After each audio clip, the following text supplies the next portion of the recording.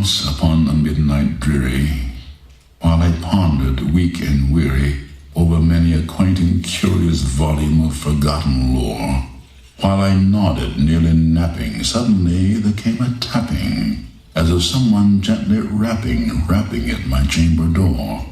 "'Tis some visitor," I muttered, tapping at my chamber door. "Only this, and nothing more."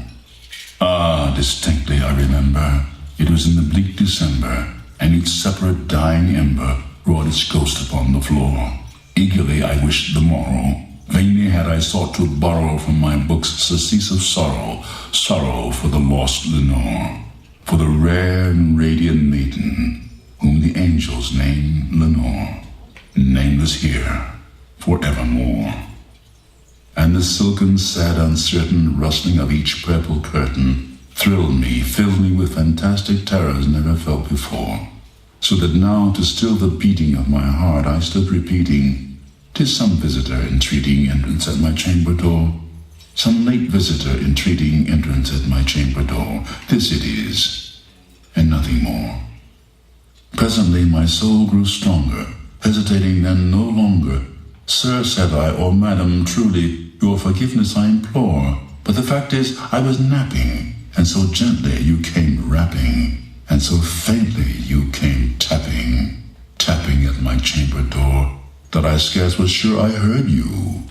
Here I opened wide the door.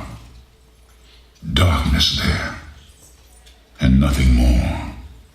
Then this ebony bird beguiling my sad fancy into smiling, by the grave and stern decorum of the countenance it wore. "Though thy crest be shorn and shaven, thou," I said, "art sure no craven, ghastly, grim, and ancient raven, wandering from the nightly shore. Tell me what thy lordly name is on the night's Plutonian shore." Quoth the raven, "Nevermore." Startled by the stillness broken by reply so aptly spoken, "Doubtless," said I, "what it utters is its only stock and store, caught from some unhappy master, whom unmerciful disaster followed fast and followed faster, till his songs one burden bore, to the dirges of his hope that melancholy burden bore, of never, nevermore." Then methought the air grew denser, perfumed from some unseen censer, sung by seraphim whose footfalls tinkled on the tufted floor.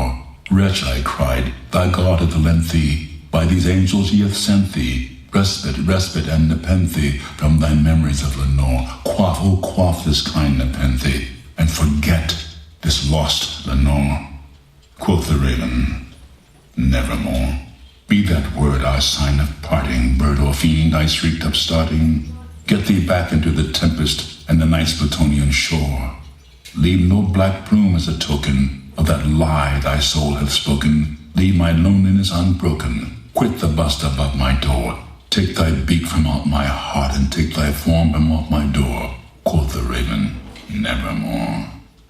And the raven, never flitting, still is sitting on the pallid bust of Pallas just above my chamber door, and his eyes have all the seeming of a demon's that is dreaming, and the lamplight o'er him streaming throws his shadow on the floor, and my soul from out that shadow that lies floating on the floor shall be lifted nevermore.